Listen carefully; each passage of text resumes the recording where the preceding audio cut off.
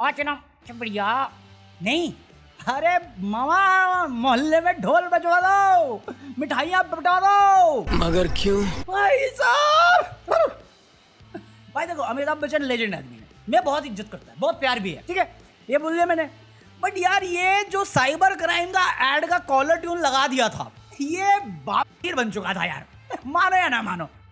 मेरे तो कान को सुकून तब मिला, या मेरी आंखों को सुकून तब मिला कल जब मुझे खबर मिली कि आज से मतलब कल से ही जो साइबर क्राइम की अमिताभ बच्चन वार्निंग दे रहे थे वो फाइनली वो कॉलर ट्यून से हटा रहे हैं। अबे लेजिट यार वो इतना भाई इरिटेटिंग था। साला कॉलर ट्यून है क्या, मैं समझ नहीं आता, मुझे वार्निंग लगती थी, साला पता ही नहीं चल रहा था कॉल कनेक्ट हुई है कि नहीं हो रही, रिंगिंग जा रही है कि नहीं आ रही। ये शुरू हुआ बना, अरे वो पुलिस बन के, अरे मालूम है यार।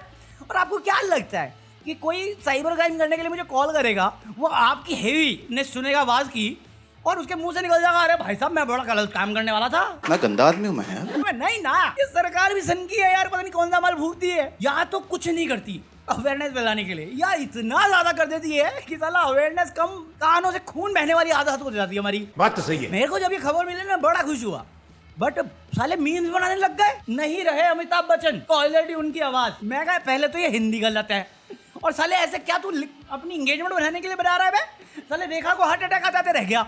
रेखा सबसे बड़ी दुखी है अभी, इकलौता तो उसके पास जीने का सहारा था, वो भी कमीनों ने छीन लिया उससे। सही बात है, कुछ भी मेरे को तो पता भी नहीं था, मेरे को सच में नहीं मालूम था कि ये ना डिफॉल्ट कर दी है। मुझे कभी कभार मैं कॉल करता हूँ, वैसे कॉल तो मैं करता ही नहीं, बट बहुत रेयरली कॉल करता हूँ, तो उस टाइम मैंने सुना था, तो मैंने भाई साहब अभी रिसेंटली कॉलर ट्यून लगाई थी, उसके बाद मुझे पता चला कि अरे ये डिफॉल्ट सेटिंग में है। अबे तो मेरी कॉलर ट्यून का क्या हुआ? बड़ी भाई मैं लगाता नहीं हूँ मैं, पर मेरे को ये गाना इतना पसंद आया वो सजनी रे कि मैंने कॉलर ट्यून लगाया। अमिताभ बच्चन फिर भी लगे पड़े, वो साइबर क्राइम वाले कॉल कर सकते हैं, सुना किसको रहा है, मैं ही कर रहा हूँ कॉल लूटने के लिए उसको। कोई सेंस है इस बात की? हाँ इसके बाद क्या, इसके बाद भाई बहुत ज्यादा हो गया, जरूरत से ज्यादा हो रहा है अब दिलजीत पाजी का ड्रामा। अरे वो तुम्हें पता ही होगा, अभी दिलजीत की एक मूवी आ रही है सरदार जी 3 करके, तो उसमें एक पाकिस्तानी एक्ट्रेस है हानिया आमिर, जिसको कल तक हम नेशनल क्रश कहते थे, बट जैसे ही पहलगाम हुआ है उसके बाद से वो नेशनल क्रश ज्यादा डायन बन गई है। एक थी डायन का सीक्वल अभी इसी की बायोग्राफी होगी, तो उसमें काफी आउटरेज होता है कि पाकिस्तानियों को बैन कर रखा है, तो आप कैसे लेके आ गए, और ले आए इंडिया में बैन है वो मूवी, इंडिया में मूवी बैन है, बट दिलजीत अभी भी प्रमोशन कर रहा है। तो मैं तो भाई सपोर्ट में हूँ, मेरे को कोई दिक्कत नहीं है, क्योंकि जब ये मूवी शूट हुई थी तब तक सारे माहौल सही थे, इंसान जैसी भी हो वो, पहलगाम में जो किया उस पर खुंदस तो मुझे भी चढ़ी थी कि हिपोक्रेसी दिखाई थी, फालतू में अपनी जान बचाने के लिए अपने पास ले लिया उड़ता थी उसने। बट अभी उसने मूवी करी है, रिलीज करना चाहते हैं प्रोड्यूसर, इंडिया में बैन है बट पाकिस्तान में रिलीज होगी, वर्ल्ड वाइड रिलीज होगी, प्रोड्यूसर तो लॉस जाएंगे ही जाएंगे। सो एज एन आर्टिस्ट वो बाउंड है, कॉन्ट्रैक्चुअली है, प्रमोट करने के लिए वो कर रहा है, बट लोग काफ़ी ऑफेंड हो गए, स्पेशली ये राइट विंग वाले और ये जो चाटू कारिता करते हैं वो ज़्यादा गुस्सा हो गए, वो तो बैन करने की डिमांड कर रहे हैं, बैन। क्योंकि अभी तुम्हें पता होगा कि बॉर्डर 2 करके जो मूवी आ रही है सनी देओल की, उसमें दिलजीत पाजी का भी रोल था, तो अब कह रहे हैं हटाओ मूवी से। इन सालों को 1 रुपये का पता नहीं मूवी प्रोडक्शन कैसे होती है, तुम्हें नुकसान होता हो जाओ, हमारी भावनाएं आहत हुई है, आहत, हटाओ। अरे फोर्स करने पे आ गए। दिलजीत का कोई इंटरव्यू था जहाँ पे उससे पूछा गया इस बारे में, उसने एग्जैक्टली सेम बात बोली जो मैं अभी तक बता रहा हूँ कि जब ये मूवी शूट हुई तब माहौल सही था, अब उसके बाद हो गया तो भाई क्या कर सकते हैं, अब उनको कोई प्रेडिक्शन थोड़ी थी इसकी, बट लगे बड़े हटाओ दिलजीत का बैन करो भाई। सिद्धू मूसेवाला हो, दिलजीत दोसांझ हो या हनी सिंह हो, इनको कोई फर्क नहीं पड़ता, वो अपने करियर अपने दम पे आए हुए हैं, तुम कर लो, ये कितने दिन करोगे, वो फिर भी कर लेगा जो करना होगा उसे। और दूसरी चीज़, कल का एक वीडियो में कमेंट आया था कि भाई पाकिस्तान से हमारे रिश्ते कभी ठीक नहीं थे, जब से उरी हुआ है तब से हम लोगों ने बॉयकॉट कर रखा है पाकिस्तान को, इसकी हिम्मत कैसे हुई? मैं कहा एक मिनट क्या बॉयकॉट कर रखा है?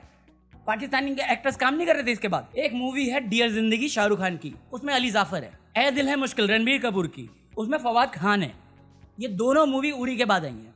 सुल्तान राहत फतेह अली खान गाना गा रहा है, ऐसे में कई एग्जाम्पल गिनवा दूंगा तुम्हें। जस्ट बिकॉज तुमने एक पकड़ के एग्जाम्पल बनाने की सोची है ना, इसका मतलब ये नहीं कि पास में नहीं हो रहा था, तुम बस एक सेलेक्टिव आउटरीच के लिए बनने पड़े हो, जो आधी चीजें जानता है, आधी चीजें जान के उकस जाता है। हजारों एग्जाम्पल दिखाऊंगा मैं तुम्हें जहाँ पे इन्होंने बॉयकॉट कॉल आउट कर रखा था इंडस्ट्री वालों ने, ये जो पूरा फेडरेशन चलाते हैं, उसके बावजूद सर्टिफिकेशन दी गई है इन मूवी को। जो पीआर करवाया तो उसमें इस बात को दबाया गया, जिन्होंने मूवी देखी उन सबको पता था फवाद है, अली जाफर है, किसी ने कुछ नहीं बोला। जग हूँ मैं यहाँ सारा ना देखा तेरे जैसा कोई, किसने गाया गाना? उरी के बाद आया है मूवी। राहत फतेह अली खान ने 5-6 सॉन्ग गाए हैं, 5-6 तो मैं कम बोल रहा हूँ, उससे ज्यादा ही गाए हैं। मैं बस एग्जाम्पल सेट करना है या तुम्हें टारगेट करना, दिलजीत तो तुम कर रहे हो, खालिस्तानी बोल रहे हो, ये बोल रहे हो, वो बोल रहे हो, जो बोल रहे हो बोलते रहो फिर। क्योंकि सलमान खान तो नहीं बोला तुमने पाकिस्तानी है, रणवीर कपूर को तो नहीं बोला तुमने पाकिस्तानी, शाहरुख खान को तो नहीं बोला, अच्छा दोनों को तो बोलते ही हो, शाहरुख खान को तो बोलते ही हो। अबे साले, ये देशभक्ति का सबूत प्रमाण अपनी जी में डाल लो बत्ती बना के। दिलजीत ने अभी तक ऐसा कोई काम नहीं किया, गद्दारी नहीं करी देश के साथ। अगर आप इस पे आउटरीच कर रहे हो, मैं कल नेवी का एग्जांपल दे रहा था कि नेवी स्टाफर में विशाल यादव नाम का एक बंदा था जो पाकिस्तान के लिए स्पाई कर रहा था इंडिया में। कहाँ है आउटरीच? सिर्फ एक्टर पे निकलता है। ये सेम एग्जाम्पल तुमने सेट किया था आमिर खान के साथ, जब ये ऑपरेशन सिंदूर चल रहा था कि आमिर खान टर्की गया था, गया तो मोदी भी था। कहाँ गया आउटरीच उस टाइम पे? उस टाइम आउटरीच नहीं होता। यही तो हिपोक्रेसी होती है कि उनको, जिनको हम बोलना चाहिए, जिनको हम वोट करके लाते हैं, जो हमारे पैसे से अपनी सरकार चला रहे हैं या वेस्ट कर रहे हैं हमारा पैसा और हमें ही लूट रहे हैं, वहाँ पे हमारा एक क्वेश्चन अकाउंटेबिलिटी का नहीं आता। बट जैसे कोई मूवी एक्टर आएगा, सिंगर आएगा, हम उस पर चढ़ जाते हैं। मूवी तो करी है, मत देखो, और इंडिया में तो रिलीज भी नहीं होगी। यही लोग चुपके से फिल्म देख रहे होंगे तो हिरन के थिएटर में, और ये बात करेंगे मेरे से, चल मैं CLWL। गजब बेइज्जती है। और भी हिपोक्रेसी वाली बात ये होती है कि तुम सिर्फ दिलजीत को टारगेट करना चाह रहे हो। इस मूवी में नीरू बाजवा भी है, उस पर कोई क्वेश्चन नहीं है, वो तो कनाडा की है, उस पर तो गुरु रंधावा का गुस्सा नहीं हुआ, मेका गुस्सा नहीं हुआ उस पर। क्यों? बहन है उसकी, हानिया में इकलौती थोड़ी है उसमें। नीरू बाजवा भी तो है, गुलशन ग्रोवर है, जास्मिन बाजवा है, मानव विज है, इन पे कोई गुस्सा नहीं है। अमर हुंदल द्वारा डायरेक्टेड है, धीरज रतन द्वारा रिटर्न है, दिलजीत के अलावा ये दोनों भी प्रोड्यूसर्स है, इन पे तो कोई आउटरीच नहीं है, सिर्फ दिलजीत ही क्यों? ये क्या है? तुमने लॉटरी निकाली थी, दिलजीत का नाम निकल गया तो उसको टारगेट करेंगे? ये तो लॉजिकल बात है ना कि तू है, बस हमने तेरे को एग्जांपल बना देना है। ये थोड़ी हो सकता है भाई, एक मूवी बनाने में बहुतों को का हाथ होता है, तुम सिर्फ एक को पकड़ के बैठ गए हो। और अगर तुम्हें एक्टर ही पकड़ना है तो सिर्फ एक ही एक्टर तो नहीं है मूवी में, और भी तो हैं। हानिया आमिर के अलावा और भी तो हैं।